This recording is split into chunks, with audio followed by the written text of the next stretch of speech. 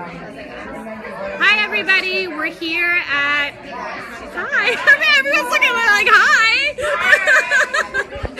We're here at the Can Parlor for the Meddler Blu-ray-DVD release, and we've got a ton of stuff to show you, and we're here with the writer-director, and we're really excited. So I wanted to show you a little bit of the atmosphere and then sit down with Lorene.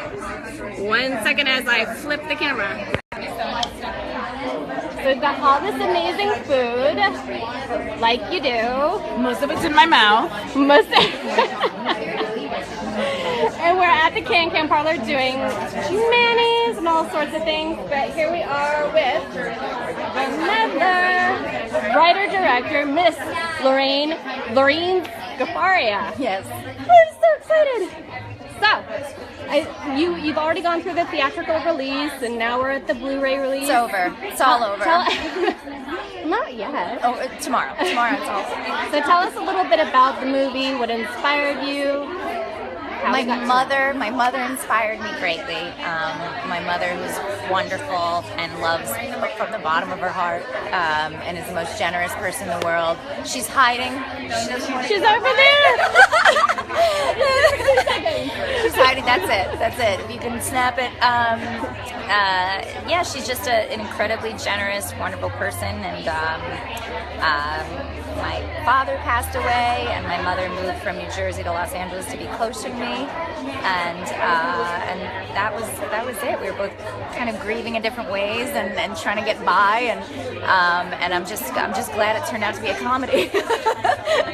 Well, it's done amazing. How close is the real Gail to Susan's character? It's scary.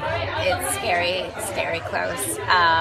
Susan nailed it. It's she wears my mom's tops from Chico's. She carries my mom's purse. She has the accent, and I don't know. We had this like 3-hour double date with Susan and Rose, and somehow she just sucked the soul right out of my mother, and she's like, I got it. She got it. It was wild. I mean, I think a lot of it is Susan too. You know, she's a mother. She's just a really warm, maternal, giving, generous person. Of course, she's a humanitarian. She's kind of what Marnie wants to be on steroids, and so yeah, I think Susan brought a lot of it to the role, of course, but yeah, just my mother. It's scary. Well, what's like? Okay, so this story, which is obviously based on your own life, what is it?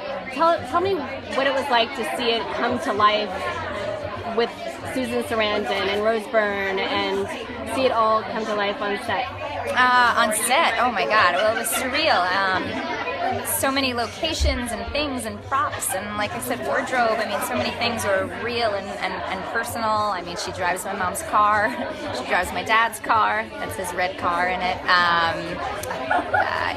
The house that Rose Byrne's character was in was my old house that I wrote the script in. So I was really happy to be able to shoot at that location because that was all blocked out in my head. It was surreal. I mean, it was seeing Susan sort of embody this character, watching the two of them be together. I mean, there they are on the bathroom floor of my old house. We were crying. We were shedding some tears on set. I'm not gonna lie, I cry. Yeah, it was surreal. I'm sort of glad that it was one day at a time. Obviously, I mean, I wrote the script years before, and so my mother and I kind of went through that period together. Then it was sort of casting it and it just becoming this film, and so it wasn't really personal while making the film, to be honest. I mean, as much as emotion it was there, we were all just trying to make a good movie, and then of course after the fact, I mean, premiering it and having my uncles there and my cousins and everything, it was really surreal and wonderful experience actually for everybody. So how long ago did you write it before it actually got made? I feel like we hear a lot about things like that. I started writing in 2010. I started writing it like a month after my mother moved to Los Angeles, I started writing it. I just thought she was such a character. I wasn't exactly sure what I was going to do with the story. I wasn't sure how personal it was actually going to be. I was kind of trying not to make it so personal, and it just happened. Yeah, I started writing it in like June 2010, and then let's see, 2015 is when we made it, right?